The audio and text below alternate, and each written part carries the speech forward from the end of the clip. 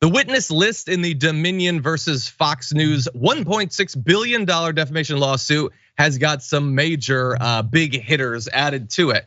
Both Rupert and Lachlan Murdoch can apparently be forced to testify, according to the judge overseeing the trial. That was announced just yesterday. So obviously having the absolute top of the top brass for Fox is an important part.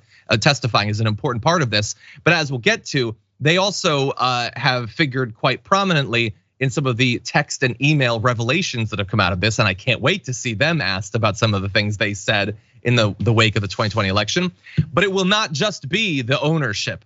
You also have, after months and months of Fox desperately trying to stop their hosts from having to testify, that effort has apparently utterly fallen apart. And so flame on. You're gonna have Tucker Carlson, Maria Bartiromo, Sean Hannity, whatever is left of Jeanine Pirro, and Bret Baier all testifying in this lawsuit. And look, getting them in an actual courtroom situation where there are consequences to the lies they tell is going to be fascinating, okay? Because we know in the past, even when it's not them, when something related to their shows ends up in an actual courtroom situation, then all of a sudden you get the truth. You have people working or in leadership over Tucker Carlson admitting that no, he's not the news. He doesn't tell the truth. This is a character. It's exaggeration. It's satire for effect or whatever. They totally pull the veil back because they have to. There are legal consequences to lying. But now we're gonna have the actual host. Was Sean Hannity there? Sean Hannity's there too. Tucker Carlson, Maria Bartiromo, is going to have to respond to some of the absolutely devastating things that Fox leadership and her own EP saying that she should never be on live TV. So that's gonna be fun. But Jeanine Pirro, assuming that she passes the breathalyzer test on the way into the court, God only knows what she could end up revealing. So I'm gonna get to some of the specific things that I'd like to see follow-ups on. But Waz, I don't know how much you've been following the brewing lawsuit there, but it is going to be it has the potential for it to be everything that I think a lot of people have been hoping. Yeah, this is the real game. I'm not gonna lie. I think the Southern District of New York's case against Trump is kind of weak sauce. What they got in Georgia, that's some real stuff. This New York thing is kind of BS.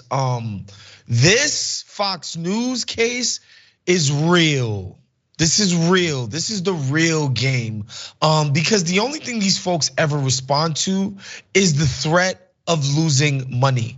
And there's real money on the line, and it goes at the heart of their business model. That's what's being threatened here.